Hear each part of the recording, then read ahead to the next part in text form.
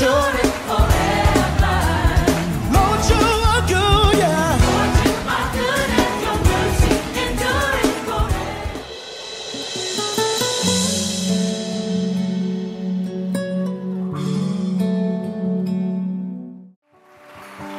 Je vous salue au nom de Jésus. Soyez les bienvenus dans la présence de Dieu.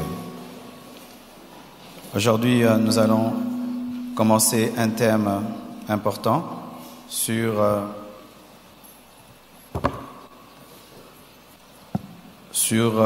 les alliances, l'ancienne alliance et la nouvelle. Le thème de mon message ce matin, c'est de l'ancien au nouveau.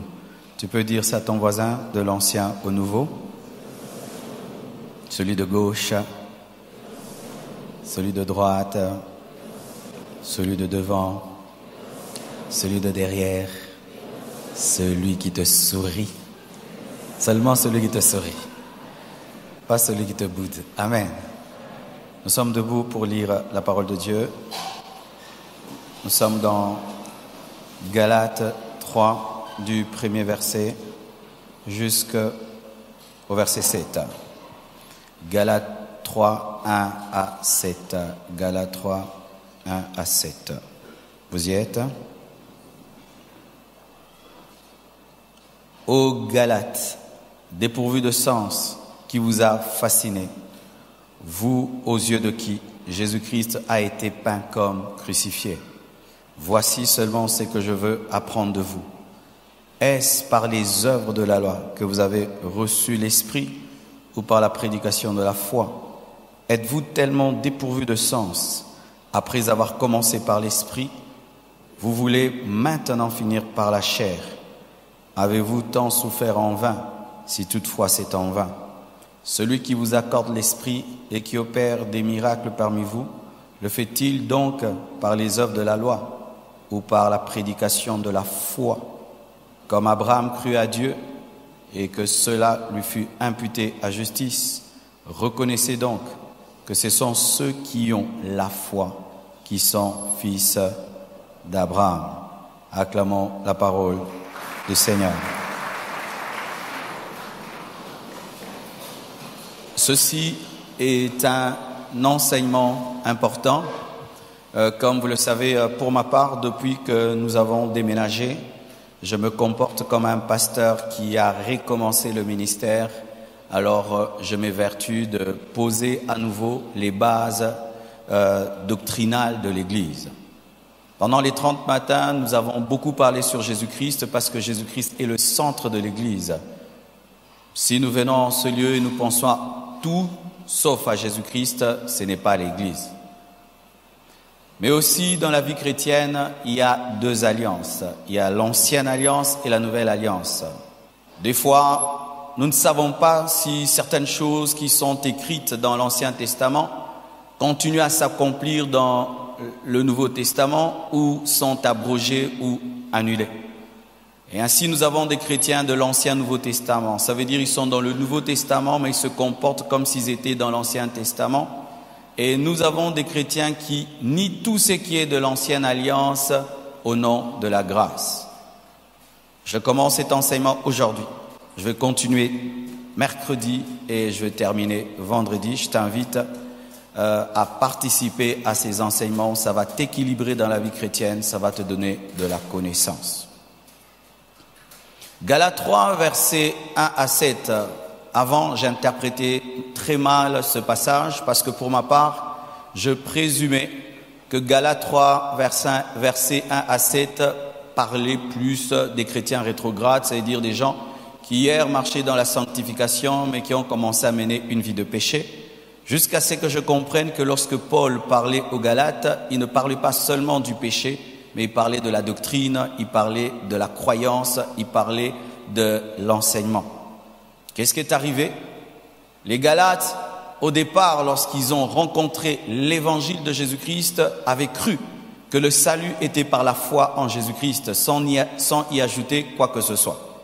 Mais avec le temps, il y a eu des faux enseignants qui sont venus pour leur dire que la foi ne suffisait pas.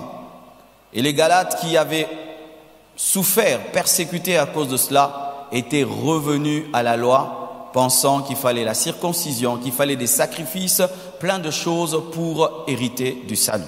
C'est alors que Paul leur parle. Il utilise un mot fort.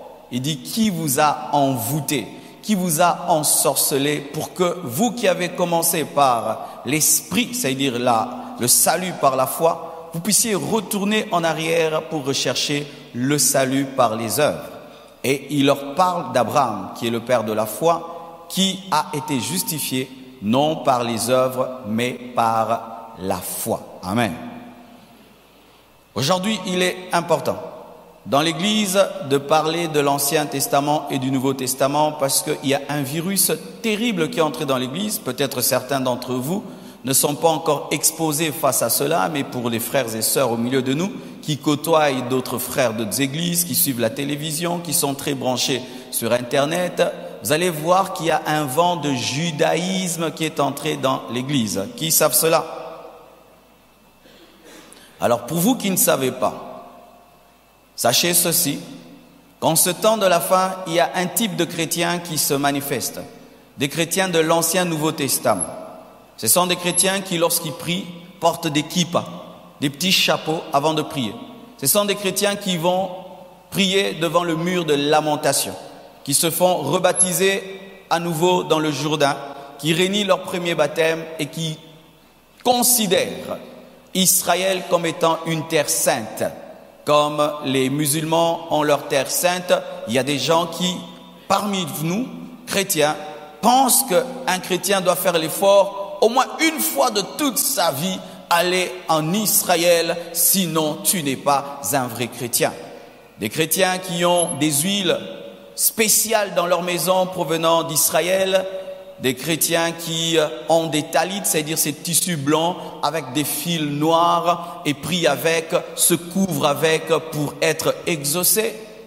Des chrétiens qui ont certains parfums, de l'encens à la maison provenant d'Israël. Est-ce que toutes ces choses sont bibliques? Et des chrétiens même qui refusent leur nom, Marcelo, ils prennent tous des noms hébraïques. Il faut avoir un nom hébraïque. Et certains même, si vous ne savez pas, vont rechercher leurs origines en Israël jusqu'à démontrer qu'ils sont de la tribu de Lévi, de la tribu de Juda. J'en ai rencontré un qui, après des années, m'a dit qu'il est juif. Il vient de découvrir qu'il a des origines juives. Oui, mes frères et sœurs. Lorsque Paul parle aux Galates, il leur parle comme des personnes qui sont en train de perdre leur salut. Et vraiment, sachez ceci, mes frères et sœurs, nous sommes sauvés par la foi. Alors le jour que tu cesses de croire pour être sauvé, tu penses que ce sont tes œuvres qui te sauvent, tu vas en enfer. Ah oui, mes frères, pour aller en enfer, ce n'est pas seulement commettre le péché, non. Si tu changes de doctrine, le fondement de ta vie chrétienne, ce n'est plus l'œuvre de la croix, ça devient tes propres actions, tes propres œuvres. Comme la justice de l'homme est un habit souillé, tu n'iras pas au ciel, parce que même le grand Moïse ne peut aller au ciel par lui-même. Est-ce que vous comprenez ce que je dis? Alors je vais vous présenter quelques différences entre l'Ancien Testament et le Nouveau Testament qui vont vous aider et vous protéger contre les hérésies. Voici dans l'Ancien Testament, pour être sacrificateur, serviteur de Dieu, il fallait être juif. Si tu n'es pas juif, tu ne peux pas prétendre être un prophète, être un sacrificateur. Tu ne peux pas offrir des offrandes à Dieu pour le peuple. Tu ne peux pas servir Dieu dans un haut niveau. Pour être serviteur de Dieu, dans l'Ancien Testament, tu devais être juif, tu devais être fils d'Abraham. Mais lorsque Jésus-Christ est venu, voici ce qu'il nous révèle par Paul. En Jésus-Christ, il n'y a ni grec ni juif. Alléluia. En Jésus-Christ, il n'y a ni grec ni juif. Tous, nous pouvons servir Dieu. Amen. Même un pygmée peut devenir pasteur. Alléluia. Même un pygmée peut devenir pasteur. Ce qui était interdit, ce qui était impossible au temps de l'Ancien Testament, aujourd'hui en Jésus-Christ, toutes les nations de la terre peuvent servir Dieu. C'est pourquoi, mes frères, vous devez sortir de tout complexe par rapport aux Juifs. Un Juif qui se convertit est égal à un Congolais qui se convertit. Amen. Ce n'est pas que lui, il est plus que toi, fils de Dieu. Non, nous sommes fils de Dieu au même niveau. Je répète, nous sommes fils de Dieu au même niveau. C'est pourquoi la Bible nous révèle que lorsque Jésus-Christ devait être crucifié, il y a un homme qu'on appelle Simon de Cyrène qui l'a aidé. Et Simon de Cyrène n'était pas juif, il venait de la Libye qui est l'Afrique, afin de révéler déjà que Jésus-Christ par sa mort permettait à toutes les nations de participer à l'œuvre de Dieu. Oui, bien-aimé, c'est un Africain qui a aidé Jésus-Christ à transporter sa croix. Et lorsque Jésus-Christ a failli mourir, persécuté par Hérode, il a fui en Égypte, qui est l'Afrique, car Dieu voulait prophétiser qu'au travers de Jésus-Christ, toutes les nations de la terre allaient le servir. Dites Amen. Alors sortez de ce complexe de juif. Bien aimé, l'onction n'est pas dans l'hébreu. Si tu prêches en français, l'autre en hébreu, c'est la même chose. Parce que maintenant, les chrétiens, bizarrement, commencent à tomber dans un complexe par rapport aux juifs, alors que nous sommes tous fils de Dieu. Et d'ailleurs, un juif qui n'a pas cru en Jésus-Christ ira en enfer. Alléluia, il ira en enfer. Frères et sœurs, vous devez être sûrs de votre salut et ne pas tomber dans des complexes d'infériorité par rapport aux juifs. À présent, je veux dire une autre chose.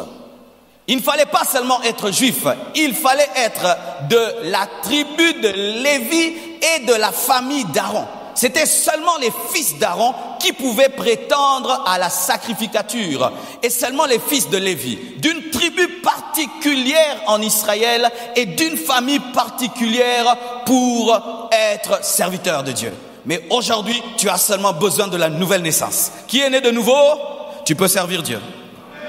Qui est de nouveau? Tu peux servir Dieu. Frères et sœurs, s'il fallait être de la famille d'Aaron, aujourd'hui il faut se mettre de la famille de Dieu. Et la Bible nous dit, elle leur a donné le pouvoir de devenir enfant de Dieu. Si tu as la parole et l'esprit, tu es fils de Dieu et tu peux servir Dieu. Tu n'as pas besoin d'être d'une famille d'Aaron ou d'une famille de Lévi. Et cette sacrificature dans l'Ancien Testament allait de père en fils.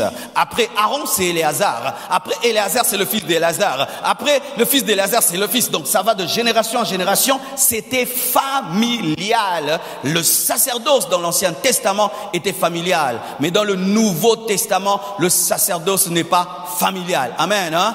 Mon fils ne servira pas Dieu parce qu'il est mon fils. Il servira Dieu parce que Dieu l'a appelé. Si Dieu n'appelle pas mon fils oracle, il ne doit pas prêcher. Qu'il aille vendre les diamants, les ngouba et les kouanga. Amen, hein? Il ne peut pas prêcher. Avoir le sang du pasteur ne fait pas de toi un pasteur. Alléluia.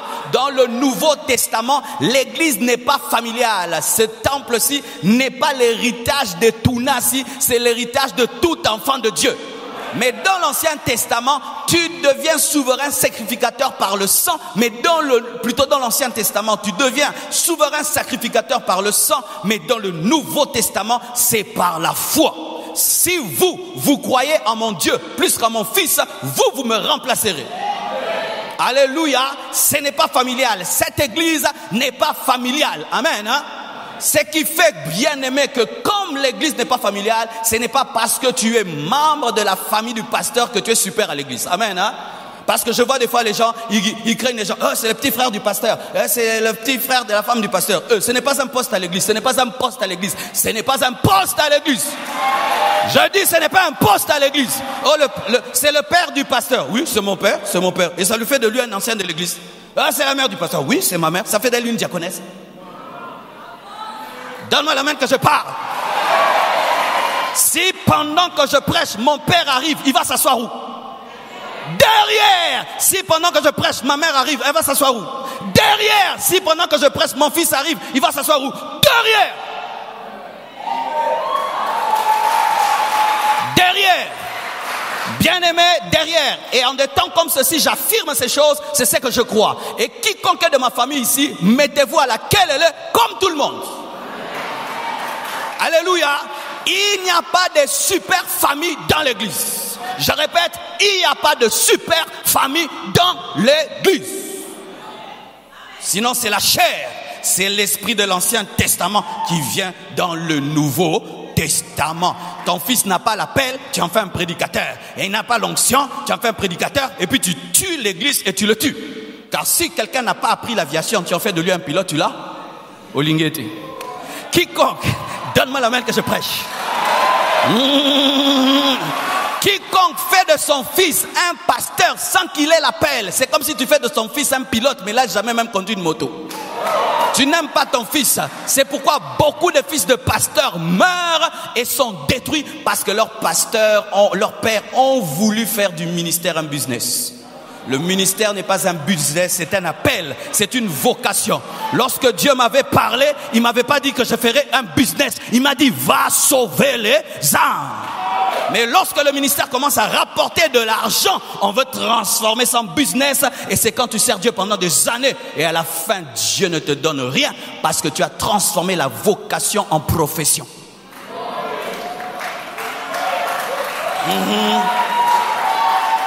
Vocation en profession. Vous êtes content cette partie-ci. Voici la face B. Donnez-moi la main. Oui. Aaron a été succédé par Éléazar. Nous voyons ça, c'est l'Ancien Testament. Mais Moïse, Josué n'était pas de sa famille, mais il a succédé. Ça veut dire quoi?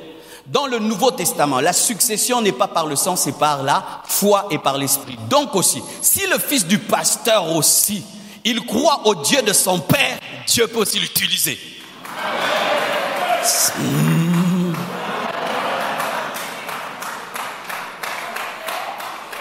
Le problème des églises, le voici. C'est que quand les hommes de Dieu prêchent ici, c'est comme si pendant que je prêche, c'est seulement vous qui avez des oreilles, ma femme n'a pas d'oreilles.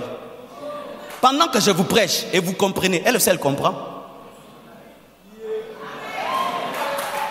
Pendant que je dis, recevez l'onction, ça vient seulement sur vous? Et si mon fils ici, je dis, recevez l'onction, et il a la foi, il reçoit pas? Vous pensez souvent que nos familles sont les lieux arides de l'église. Tu vas voir un homme, s'il est avocat, il dit, ah, que mon fils devienne avocat. Ah, vraiment, quelle vision louable. Mais si un pasteur dit, oh Dieu, que mon fils aussi devienne pasteur. Ah, il aura famille. Oh, toi quand tu veux que ton fils devienne avocat comme toi, et moi je veux que mon fils devienne pasteur comme moi. Oh. Ah, face B.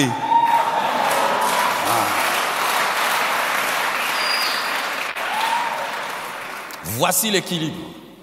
Dans l'Ancien Testament, père en fils toujours. Mais dans le Nouveau Testament, Dieu peut remplacer le leader par un des fils spirituels, soit par son fils dans la chair, mais qui est devenu son fils spirituel. Et ce n'est pas à lui de décider, c'est à Dieu de décider. C'est à Dieu de décider. Je dis c'est à Dieu de décider. Et comment on peut savoir que c'est Josué qui a remplacé Moïse? C'est lorsqu'il n'a pas peur du Jourdain. Car si tu remplaces celui qui a la victoire sur l'eau, tu dois vaincre l'eau. Et si tu remplaces un homme, on doit sentir qu'après lui, par toi, les choses continuent. Si ça s'arrête, c'était la chair. La relève se démontre lorsque tu continues à faire grandir les choses, lorsque le leader n'est pas là. Mais si après lui, la doctrine change, l'impudicité entre dans l'église, les bêtises entrent, ce n'était pas une relève de Dieu. C'était un positionnement politique. Donnez-moi la main, je vais parler. J'ai décidé, bien aimé, depuis ce déménagement, de parler. Je vais parler. Ce n'est pas le problème d'ici. Mais étant pasteur, je dois parler pour tout le monde, surtout qu'on est suivi sur Internet. Vous savez pourquoi certaines églises, le pasteur, quand il part, il laisse à son enfant? C'est à cause de la méchanceté de l'église. Témama B. Comment? Il est vivant. Pendant qu'il est vivant, il sent que vous ne l'aimez pas, vous n'aimez pas sa femme et ses enfants. Il est tous les jours là pour vous, mais il sent que vous n'avez aucun projet pour sa famille.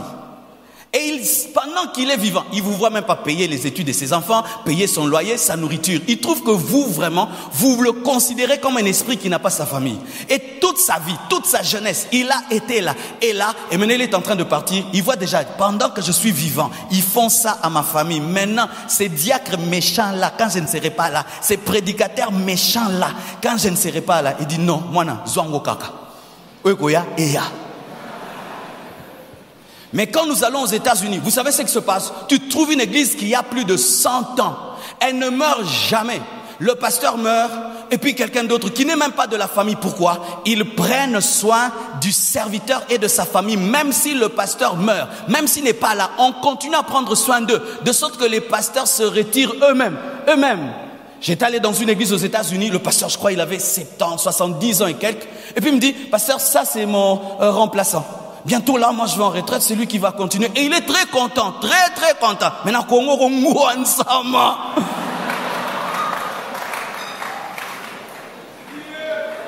donnez-moi la main que je prêche. Pourquoi en Afrique les gens tiennent au pouvoir? Pourquoi? Parce que s'il n'est plus président, ces pays, n'est-ce pas? Maintenant, ailleurs, pourquoi ils n'ont pas peur? Pourquoi ils n'ont pas peur? Parce qu'il a vu l'autre, il n'est plus président, il est bien. L'autre, il n'est plus président, il est bien. Africains, si vous voulez que les gens quittent le pouvoir, prenez soin des dirigeants après le pouvoir. Si vous voulez que les gens commencent à respecter les mandats et partir calmement, ils doivent sentir que vous prenez soin d'eux. Mais si après le pouvoir, prison, après pouvoir, prison, ndeko, nani akolinga kende prison.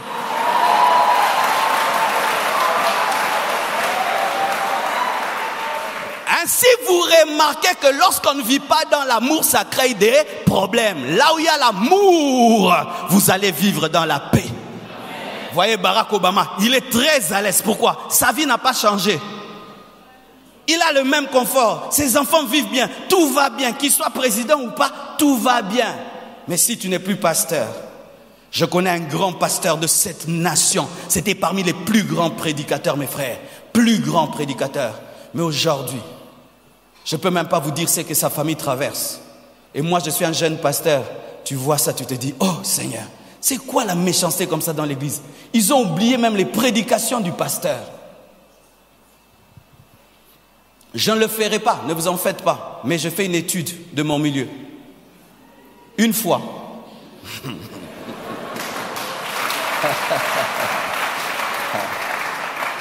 Une fois, j'ai eu un problème. Un jour là, je me tiens à la chair. Je tiens un simple micro. Ma main n'arrive plus à tenir le micro. Le micro devient lourd, j'arrive pas. Les gens n'avaient pas vu. Il y a un papa qui m'a suivi. Il dit, pasteur, j'ai vu quelque chose pendant que tu tenais le micro. Quoi? Le côté gauche là, c'est comme si ça se penche. Oh, je ne sais pas vrai. Il a dit, pasteur, j'ai vu ça. Je suis allé à l'hôpital. J'ai fait des examens, on dit que ton cœur a gonflé. Hypertrophie du ventricule gauche. Et c'est qu'on me dit quoi? Tu dois te reposer. Pendant 6 mois, tu ne prêches pas. Et j'ai fait 6 mois sans prêcher. Mais j'ai vécu des théâtres très bien aimés. C'était pas ici, c'était à Lemba, qu'on était à Lemba. Vous avez bien noté. Bien aimé, le fait, c'est comme si vous nous aimez quand on prêche. Si on ne prêche pas, on n'a plus de valeur à vos yeux. Nos familles sont importantes quand on prêche. Nous sommes importants quand on prêche. J'ai fait 6 mois, je ne prêchais pas. Les fidèles ne s'occupaient plus de moi. Ils pouvaient entrer dans mon bureau. Salut pasteur. Et ils passent. J'aimerais voir le prophète qui a prêché là. J'aimerais voir le prophète qui a prêché. Je suis vivant. Mais bon, ça n'a pas profité. Pour ça, toi, c'est moi. Mais comme tu ne prêches plus, tu ne pries plus pour eux, que tu sois malade ou pas, ils n'ont que faire de toi. Ils n'ont que faire de toi. Et là, j'ai dit, c'est l'une des choses aussi, j'ai quitté Lemba. Je suis venu à Limité, mais Bino Bolingi n'a trop. Ah oui? Ah oui? Je dis, des gens comme ça. Oh, non. Je vais leur même. N'est-ce pas, la Bible dit, elle est allée auprès des siens. Les siens ne l'ont pas reçu. Elle est allée auprès de quiconque. Je suis allé chez vers quiconque. Mais ça m'a donné l'intelligence de laisser un héritage à mes enfants. D'épargner. Et c'est un homme de Dieu ici. Cher serviteur de Dieu, quand Dieu te bénit, investis. Quand Dieu te bénit, épargne. Comme ça, après toi, ta famille ne viendra pas après le culte devant le diaconat. On n'a pas mangé, on n'a pas bu. Tu leur laisses un héritage. Et tu investis dans les études de tes enfants. De sorte que même si tu n'es pas là, tu leur as donné une bonne éducation, des bonnes instructions, ils peuvent se défendre dans la vie. Depuis, j'ai investi dans les études de mes enfants. Je ne peux pas accepter de tout perdre, mais qu'ils aient les meilleures études que possible. Comme ça, même si je m'en vais, ils peuvent se défendre dans la vie. Ça m'a donné l'intelligence. Mais bien aimés frères et sœurs, nous devons vivre dans l'amour. Et si vous côtoyez certains frères de certaines églises, car les fidèles nous causons entre nous, apprenez à vos amis que vous rencontrez d'aimer leur leader pour qu'il y ait une succession biblique et spirituelle, pas une succession charnelle.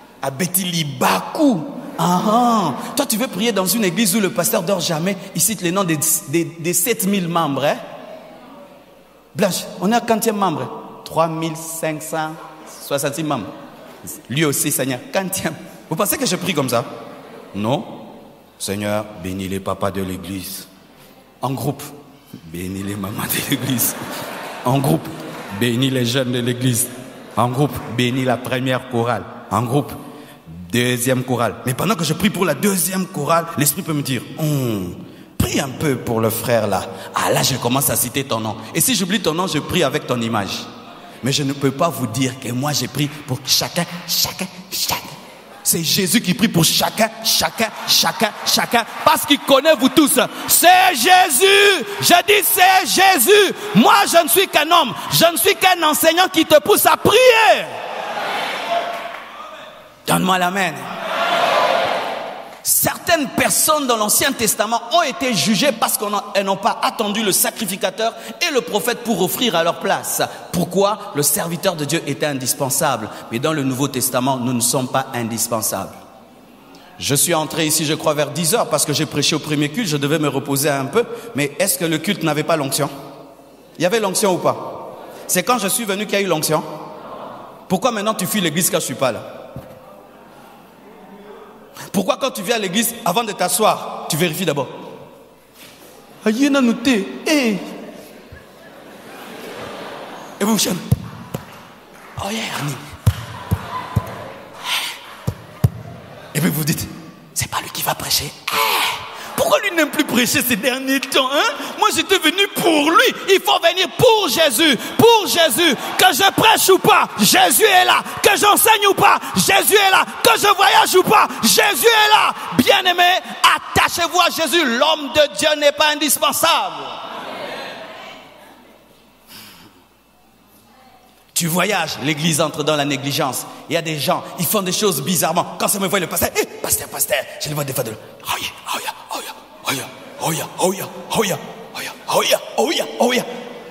mais Jésus était déjà là.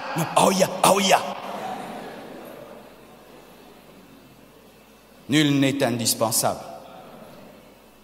Il fut un temps dans notre église, mes frères, nous étions des frères rois. Dieu nous utilisait beaucoup. On prophétisait, on faisait des miracles. Dieu nous utilisait dans les miracles. Et on était devenus des orgueilleux. Nous pensions que c'est nous qui tenions l'église. Parce qu'après le culte, les gens venaient vers nous. Prie pour moi, tu donnes des paroles de connaissance. Et on était orgueilleux. Notre pasteur était un grand prédicateur, il était allé aux États-Unis. Et puis il nous avait laissé avec un autre. Pour nous, nous pensions qu'il ne sait pas bien prêcher. Alors c'était nous qui tenions l'église pour lui. Orgueil. Comme des fois les intercesseurs de l'église, ils pensent que ce sont eux qui tiennent l'église. Hein. C'est nous. Hein. Quand on témoigne, telle personne était bénie. Ils se regardent. Quand on dit, nous bénissons Dieu, maintenant on est à 7000 membres.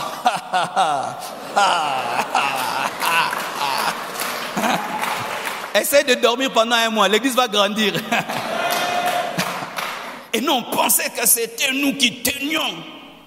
Un jour, ce pasteur-là qui ne savait pas très bien prêcher, nous a suspendu 14 personnes le même jour. À genoux, asseyez-vous, derrière. On a dit, c'est fini. L'église là va mourir. L'église là, elle a commencé à grandir. Et il a commencé à bien prêcher. On était confondus. C'est quand j'ai compris que l'œuvre de Dieu n'est tenue que par Dieu lui-même. Quand Dieu t'utilise, sois humble, bien-aimé. Si tu arrêtes de faire, ça va continuer. Tu arrêtes de chanter, quelqu'un d'autre va chanter. Tu arrêtes de prêcher, quelqu'un d'autre va prêcher. Tu arrêtes de donner, quelqu'un d'autre va donner. Tu arrêtes de faire, quelqu'un d'autre va le faire. Personne n'est indispensable. Personne. Je dis personne et personne et personne et personne. Et là, j'aimerais vous dire, même pour la bénédiction de vos mariages, vous n'avez pas besoin que moi je puisse toujours bénir les mariages.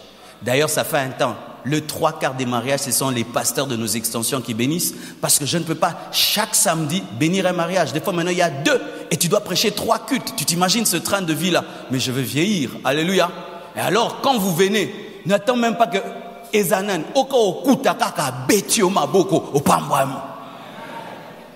lorsque vous allez à la station, vous choisissez le pompiste.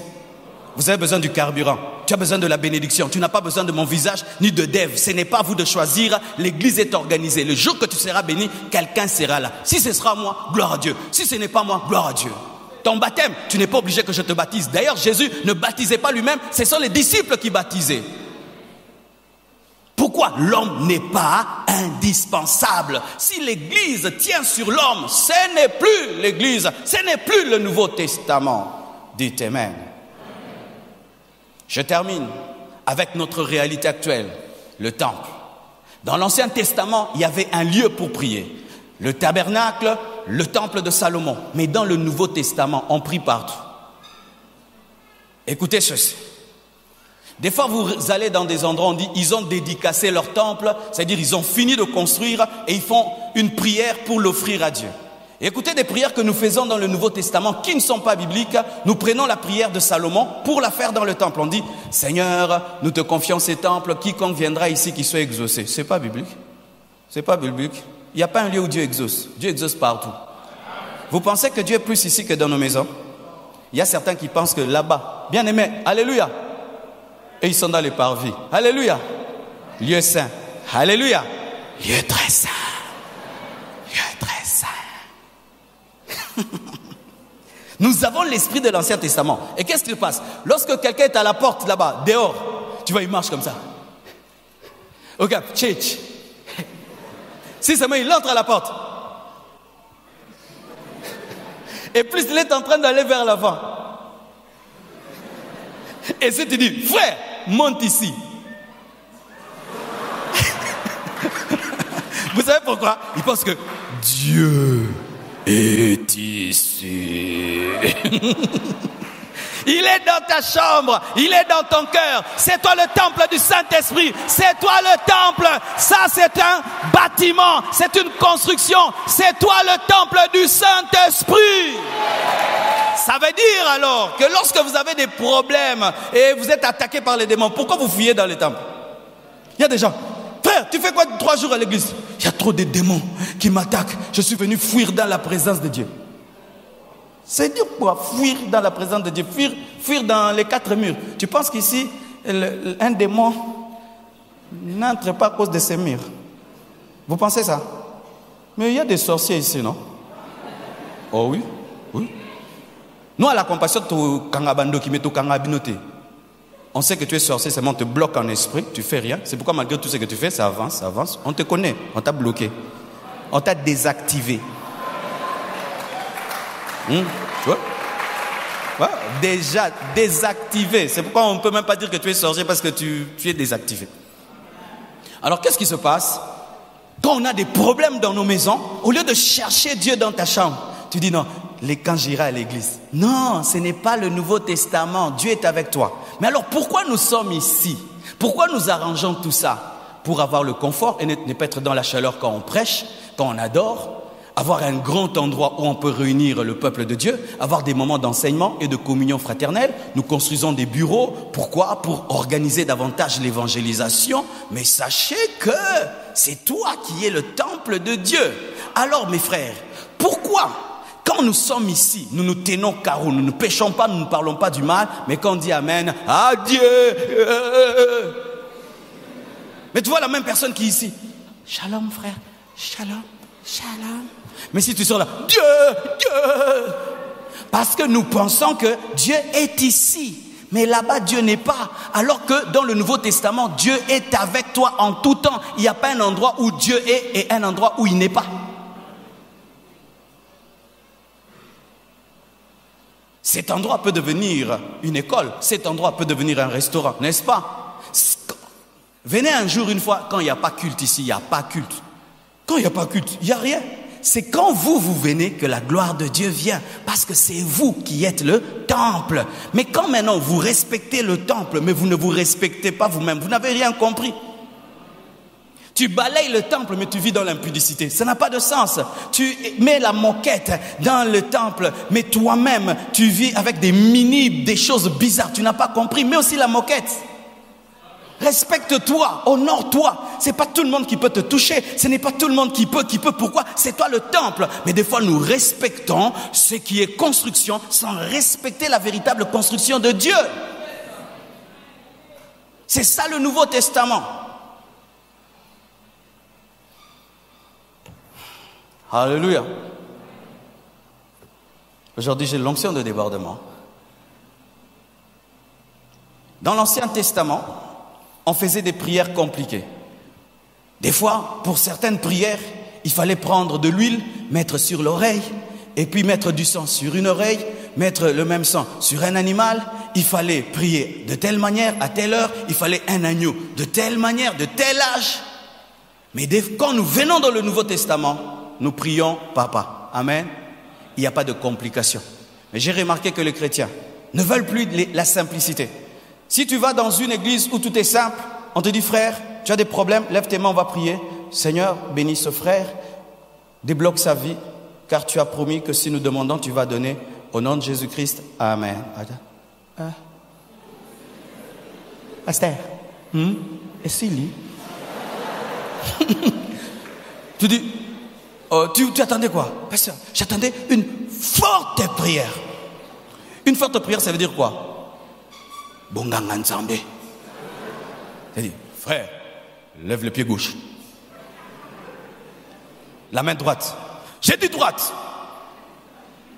Dis Jésus 8 fois. Jésus, Jésus, Jésus. Saute 3 fois. 3 fois. Recule, recule, recule, recule. Tourne, tourne. Cours, cours. Quand tu rentres à la maison, je viens de voir un homme de Dieu. Quelle dimension. Il m'a fait une forte prière. Il t'a fait quoi?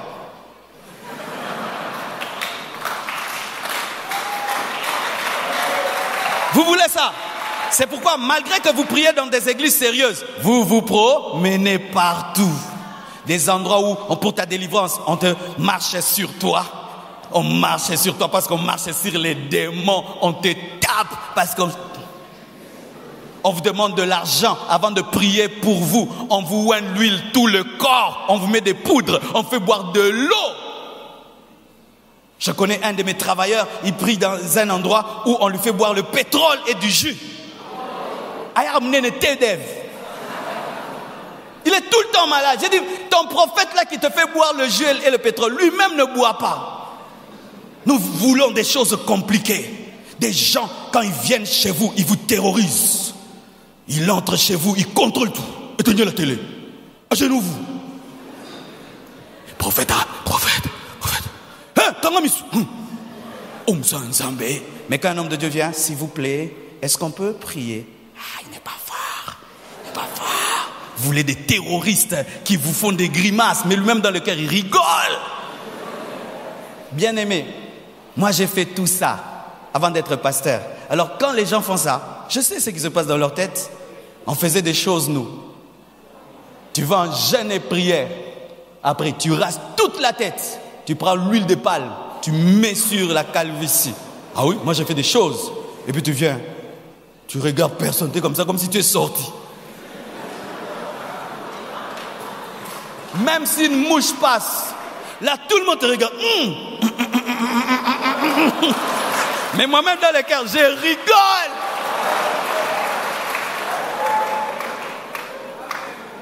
Vous faites des choses comme ça. Mais vous aimez ça.